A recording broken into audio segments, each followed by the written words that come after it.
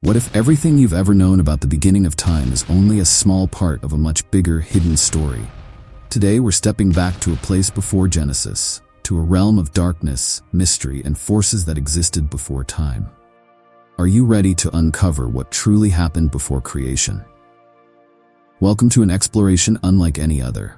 Today, we're going beyond Genesis to investigate the uncharted territory that exists in ancient texts, whispered myths, and even the findings of modern science. Imagine if "Let There Be Light" was simply the opening of our story, a story that might be part of something older, deeper, and filled with ancient mysteries.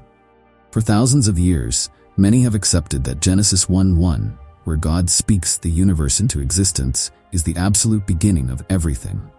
It's a simple, powerful image, a divine force calling forth light out of darkness. But what if this wasn't the start of everything, but rather the beginning of the world as we know it?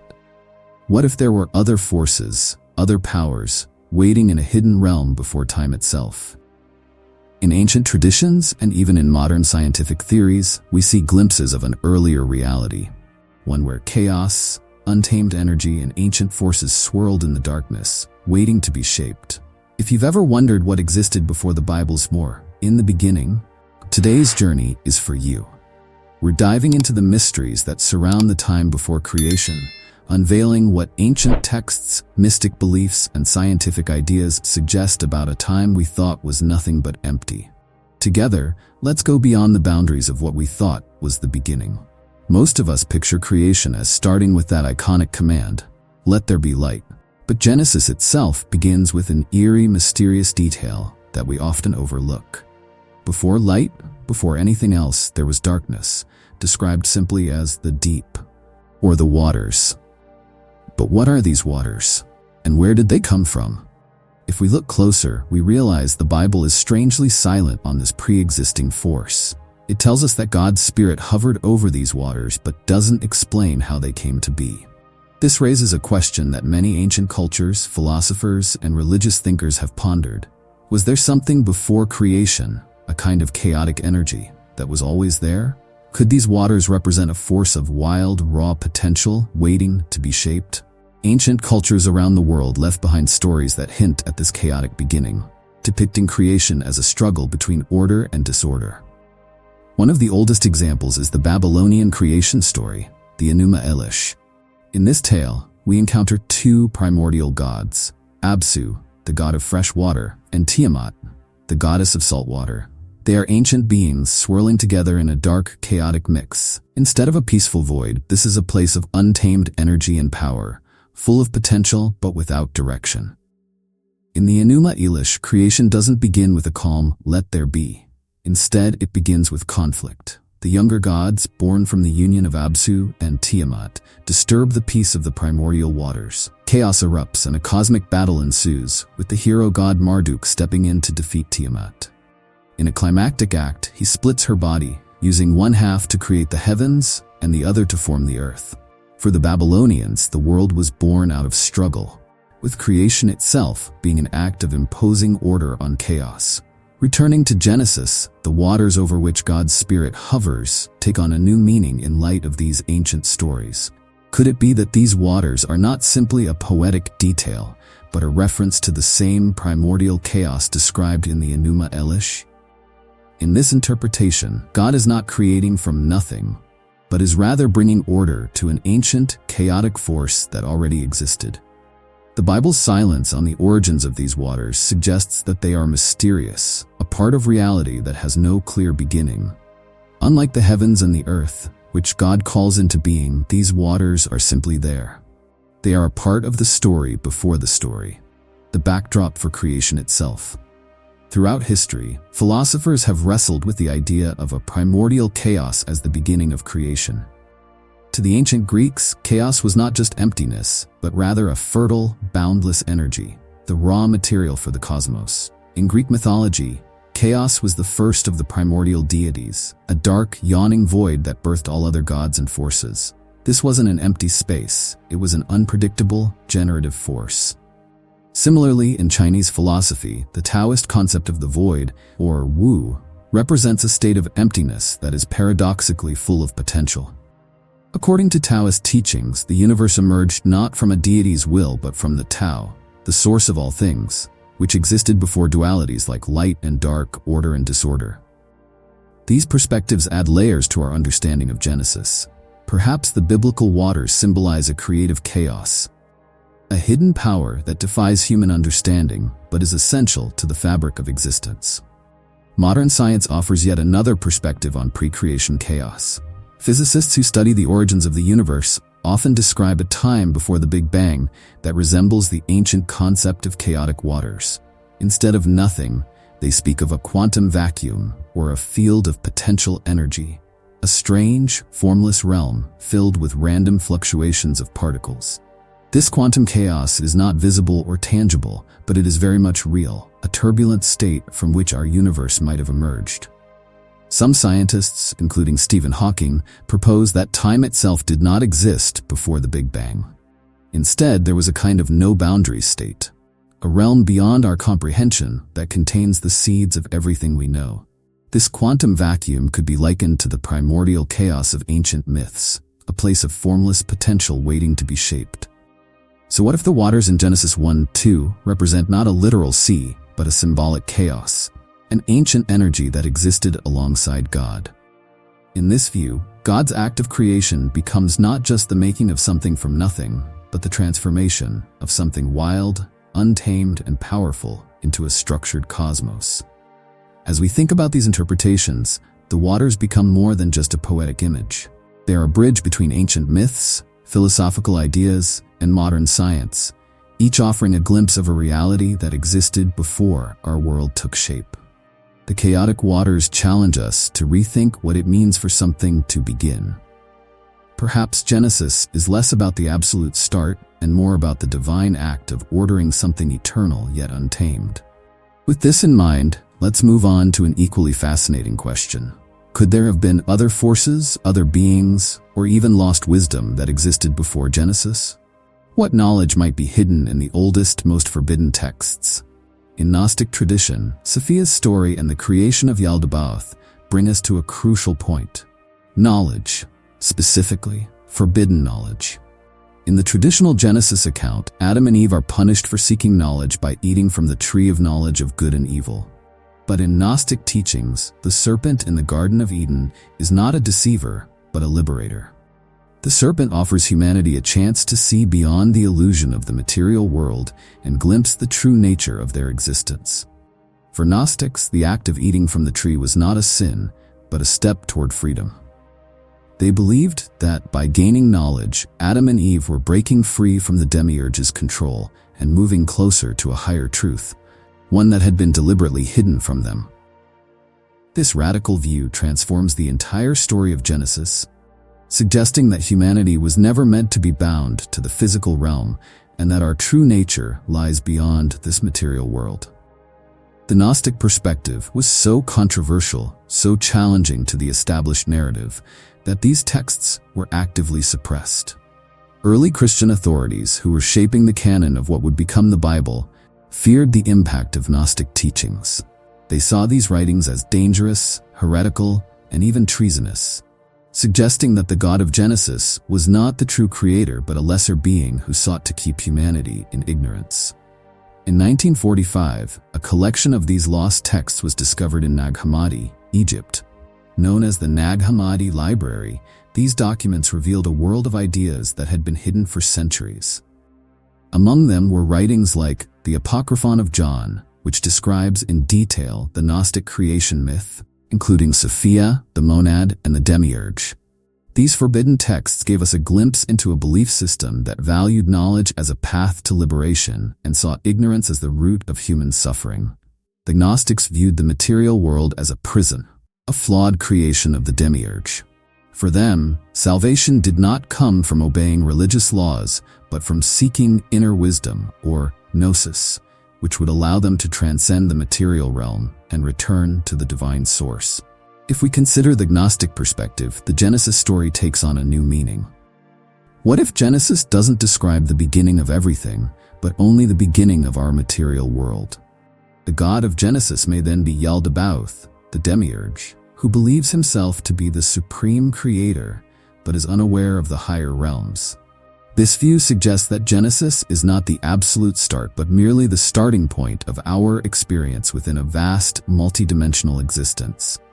Gnostics believe that humans contain a divine spark, a piece of the true, unknowable God. This spark is our connection to the higher realms, and it's what drives our search for knowledge and wisdom. The story of Adam and Eve, in this view, becomes symbolic of humanity's quest to remember its divine origin and escape the limitations of the material world. Throughout history, the theme of forbidden knowledge has appeared in various forms. From the story of Prometheus in Greek mythology, who defied the gods to bring fire to humanity, to the tale of Enki in Sumerian mythology, who shared divine secrets with humans, we see a recurring idea. Knowledge is powerful and often dangerous. It has the potential to free us from limitations, but also challenges the established order. In the Gnostic tradition, this forbidden knowledge is not just a matter of intellectual understanding, but a deeper spiritual truth. Gnosis, or direct, experiential knowledge of the divine, was seen as the path to liberation. By gaining this knowledge, Gnostics believed they could transcend the material world and reunite with the monad, the true source of all existence. The discovery of the Nag Hammadi texts has sparked a resurgence of interest in Gnostic ideas, particularly the concept of knowledge as a path to freedom. These ancient teachings encourage us to question the nature of reality, to look beyond the physical world, and to seek a deeper understanding of our existence. They challenge us to consider that what we see and experience might only be one layer of reality, a shadow of a greater, hidden truth. In many ways, the Gnostic teachings mirror the journey of science and philosophy. Just as Gnostics sought to uncover the hidden truths of the cosmos, modern scientists and thinkers continue to explore the mysteries of existence, from the nature of consciousness to the origins of the universe. The Gnostic idea that the material world is only one layer of a multidimensional reality has surprising parallels in today's theories about the multiverse, quantum mechanics, and the possibility of higher dimensions. In both religious and scientific interpretations, chaos is not an absence of meaning, but rather a source of potential. Chaos holds the building blocks of everything, an unformed power that can be shaped and directed. This perspective aligns with ancient myths, where creation often emerges from conflict, destruction, and the taming of wild forces. For example, in Egyptian mythology, the god Adam arises from the chaotic waters of Nun, the boundless sea that existed before the universe. Similarly, in the Norse myth, the world begins from the collision between the fiery realm of Muspelheim and the icy realm of Niflheim, creating a chaotic force that eventually gives rise to life. It's fascinating to see how science and ancient religious beliefs align on certain points. Both suggest that creation emerged from a state of disorder, whether it's the quantum vacuum of modern physics or the primordial waters of Genesis. Both imply that chaos isn't the absence of order, but a source of potential, a fertile ground from which everything else grows. When we think of God hovering over the waters, we might consider it a symbolic representation of divine order, bringing structure to a chaotic force that has always existed. This concept mirrors what science tells us about the quantum state, a place of pure potential waiting to be brought into reality. Some physicists, like Carlo Rovelli, suggest that the universe is not a one-time event, but an ongoing process. In quantum physics, there is a concept known as the observer effect, which suggests that the act of observation can affect the outcome of an event. In this sense, reality is not fixed but constantly changing, influenced by interactions and perceptions. This theory implies that creation may not have happened all at once, it could be unfolding continuously.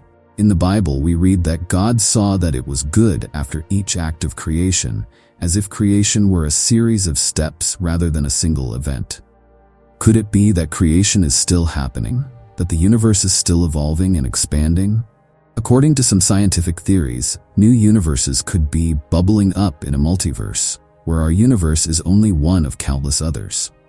In this view, creation is not a singular occurrence, but a constant, infinite process, where new realities emerge and evolve without end.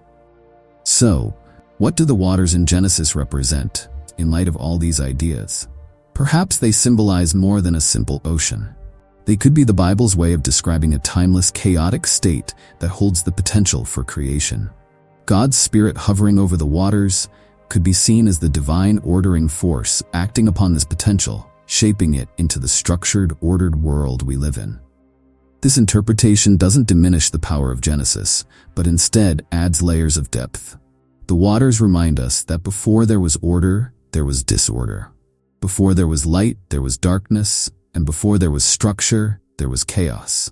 In both religious and scientific views, the act of creation is a powerful, transformative process that brings life out of an endless, mysterious potential. When we think of the first human, the name that comes to mind is usually Adam, formed from the dust of the earth by God and given life in the Garden of Eden. But what if there's more to humanity's story? Ancient texts, mystic traditions, and even scientific discoveries suggest that Adam may not have been the first human after all. Could there have been life, other beings, or even entire civilizations that predated Adam's time?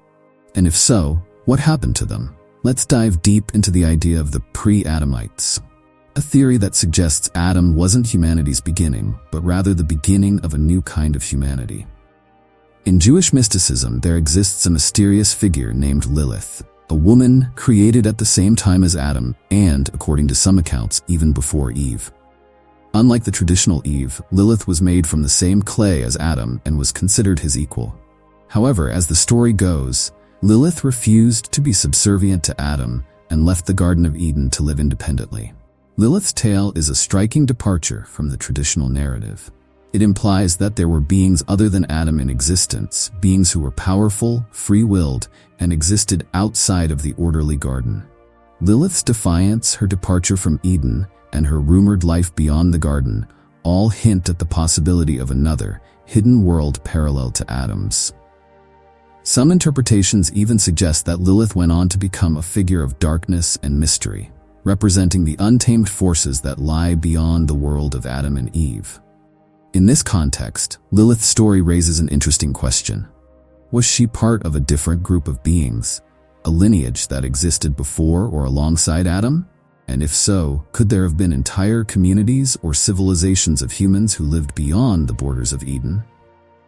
The idea of pre-Adamite beings doesn't stop with Lilith. In several ancient and mystical texts, we find references to other beings and creatures that don't fit neatly into the story of Genesis. The Gnostic texts, for instance, speak of different layers of creation where beings of light existed long before the physical world was created. These beings, often described as more advanced and spiritual, lived in higher realms of consciousness, free from the limitations of the material world. The Sumerians, one of the oldest known civilizations, also tell stories of beings known as the Anunnaki, gods who descended from the heavens to interact with humanity. According to Sumerian mythology, the Anunnaki were responsible for creating humans as a labor force to serve them. This tale is strikingly similar to the story of pre-Adamites, suggesting that human-like beings might have existed long before the biblical Adam. In Islamic tradition, there are references to beings called the jinn, who were created before humanity. The Quran describes the jinn as beings made of smokeless fire, with free will much like humans. According to Islamic teachings, the jinn had civilizations and kingdoms before humans were created, and some accounts even suggest that their world was filled with chaos and conflict. The jinn, like the pre-Adamites, are described as a race that existed before Adam, further supporting the idea of a pre-human history filled with intelligent beings. The idea of pre-Adamites isn't only found in mythology and religious texts. Science offers intriguing evidence as well. Fossil records reveal that humans, or human-like beings, have existed on Earth for far longer than the 6,000 years traditionally associated with the biblical Adam. Anthropologists have discovered remains of early human species, such as Neanderthals, Denisovans, and even earlier forms of Homo sapiens, dating back hundreds of thousands of years. These early humans were not primitive beings living in caves. Evidence shows that they built tools, created art, and formed complex social structures. They painted intricate scenes on cave walls, carved sculptures, and even buried their dead in ritualistic ways, indicating a sophisticated understanding of life and death. If these ancient humans were capable of such advancements, it raises the question, who were they? And why are they not mentioned in the traditional narrative of Adam and Eve? In the 16th and 17th centuries, some Christian scholars began to debate the existence of these pre-Adamites.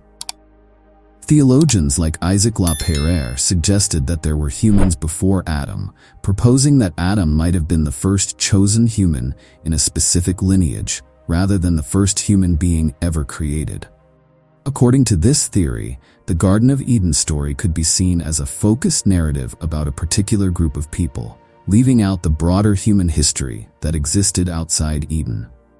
The pre-Adamite theory created such a stir in the Christian world that it was both condemned and fiercely debated. Those who supported the theory argued that Adam was the first Hebrew, chosen to lead a unique spiritual lineage rather than being the literal first human on earth. In this view, the story of Adam and Eve is less about the origin of all humanity and more about the beginning of a specific covenant between God and a select group of people. This idea opens up a fascinating possibility. What if Adam and Eve represent a new phase in human evolution, a spiritual awakening, or a shift in consciousness, rather than the creation of the first humans? Could there have been earlier civilizations, ancient cultures that predated this divine covenant and lived beyond the borders of Eden? Ancient cultures had different views on the nature of time. In Hindu cosmology, time is not linear, but cyclical. The universe goes through endless cycles of creation, preservation, and destruction called kalpas. Each kalpa spans billions or trillions of years, creating a loop where creation and destruction follow each other without end. In this view, there is no single beginning, because each end leads to a new beginning, and the universe has always existed in some form. This cyclical concept of time also appears in Buddhism, where the cycle of birth and rebirth, known as samsara, is seen as an endless journey until one achieves enlightenment. Time in these belief systems is less like a straight line and more like a wheel, constantly turning and renewing itself. Life, death, and creation are all part of an eternal loop, an unending process that doesn't require a starting point. In contrast, the Judeo-Christian view of time is often seen as linear, with a clear beginning, creation, and an eventual end, the apocalypse or final judgment. But even within the Bible, we find hints of a timeless state that exists outside human perception. In Psalm 92, we read, "Before the mountains were born, or you brought forth the whole world, from everlasting to everlasting, you are God." This suggests that God exists outside time, in a realm where there is no beginning or end. Both ancient philosophy and modern science propose that time might be an illusion, a concept that exists only in the human mind. The ancient Greek philosopher Parmenides argued that the past, present, and future all exist simultaneously, and that time as we perceive it is simply a mental construct. He proposed that reality is a single, unchanging entity, and that our experience of time is an illusion shaped by our limited perspective. In the 20th century, physicist Albert Einstein presented a similar idea with his theory of relativity. Einstein showed that time is not a fixed, universal force, but rather a dimension that is woven together with space. According to relativity, time can stretch and bend based on factors like gravity and speed. This means that time is not absolute. It changes depending on the observer's location and movement. Building on Einstein's work, physicists like Carlo Rovelli have suggested that time may not exist at all in the way we think.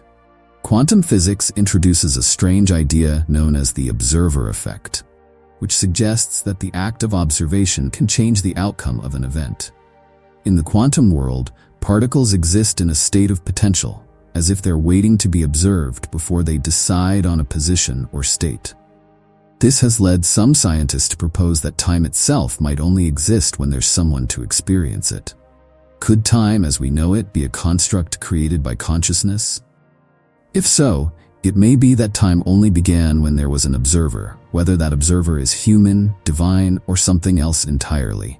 This concept aligns with mystical beliefs across cultures, where time and existence are seen as deeply tied to the act of perception. For example, in ancient Hindu teachings, there's a concept known as Leela, or the divine play. This idea suggests that the universe is like a stage where the divine plays out the drama of creation and destruction. Time, in this sense, becomes a framework within which the divine experiences itself. Without consciousness, there would be no experience, and without experience, time might have no meaning. If time began with creation, then what existed in the timeless realm before our universe came into being? According to both religious and scientific perspectives, this question defies human comprehension. In a timeless realm, there would be no sequence, no cause and effect, no beginning or end. It's a state so alien to our understanding that we can barely imagine it.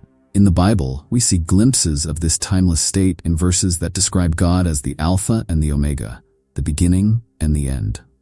This phrase suggests that God exists beyond time, encompassing all of it simultaneously. In Hinduism, the supreme reality known as Brahman is also described as beyond time, existing outside the cycles of creation and destruction. Could this timeless state be the waters over which God's Spirit hovered in Genesis? Could the divine act of creation be the moment when time itself was born, as God imposed order on a timeless, chaotic state? This interpretation aligns with modern scientific theories that view time as an emergent property of the universe, something that only comes into existence within a structured, ordered reality. The story of Adam and Eve in the Garden of Eden is one of the most well-known tales of forbidden knowledge. According to Genesis, God placed Adam and Eve in a paradise where they could eat from any tree, except for one, the tree of knowledge of good and evil. Yet, despite this warning, they ate the fruit, gaining knowledge that changed them forever. They became aware of their own existence, their choices, and the consequences of those choices. This newfound knowledge cost them their innocence, but it also granted them something equally profound: awareness. We've traveled through the depths of creation, explored ancient chaos, and questioned knowledge hidden from humanity. But as we reach the end of this journey, perhaps it's only the beginning. Our exploration of what happened before creation has taken us through layers of mystery, from the primordial chaos and hidden knowledge to the possibility of pre-Adamic civilizations and even influences from beyond the stars. Each piece of this puzzle adds depth to our understanding, but it also reminds us that we're only scratching the surface of existence's true nature. The creation story in Genesis, the myths of gods and giants, the science of time and chaos, all of these narratives reflect humanity's endless search for meaning. We seek answers in our origins, in the stars, and in forbidden knowledge, hoping to understand who we are and why we exist. And while each discovery brings us closer, it also opens new questions, reminding us that knowledge itself is a journey, one that has no end. Through the lens of ancient myths and modern science, we've learned that chaos isn't merely the absence of order, but the very foundation of creation. Whether it's the primordial waters of Genesis, the quantum vacuum of physics, or the ancient gods who imposed order on the universe, chaos represents the limitless potential that lies at the heart of existence. It's a reminder that before there was light, before there was structure, there was boundless possibility, waiting to be shaped. And as we ponder these mysteries, we recognize that creation is not just a single moment in time, but an ongoing process, a constant interaction between order and chaos, between what we know and what remains unknown. The stories of forbidden knowledge, from the Garden of Eden to the Watchers and the Gnostics, illustrate that knowledge is both powerful and complex. It offers freedom, enabling us to understand our universe and ourselves, but it also comes with responsibility. By seeking knowledge, we challenge boundaries, disrupt the status quo, and sometimes face consequences. Yet the journey toward understanding is what makes us human, driving us to push beyond what is known and accepted. As we conclude this exploration, the question remains: what else lies hidden, waiting to be discovered? And what will we choose to do with that knowledge when we find it? If there's one lesson to be learned from our journey, it's that the unknown is not something to fear. Rather, it's an invitation, a call to explore, to question, and to seek truth wherever it may lead. In this ever-expanding universe, where time and space stretch beyond our comprehension, we are participants in a story that is far grander than we can imagine. As we reach the end of this journey, perhaps it's only the beginning. Creation, chaos, time, and knowledge, all of these are intertwined, shaping our past, present, and future. So let us continue to seek, to question, and to embrace the mysteries that define our existence. Thank you for joining us on this exploration. Remember, the search for truth is a path without end. Until our next journey together, keep seeking, keep wondering, and let the mystery of the universe inspire you. Please like this video, comment down below, and subscribe to this channel.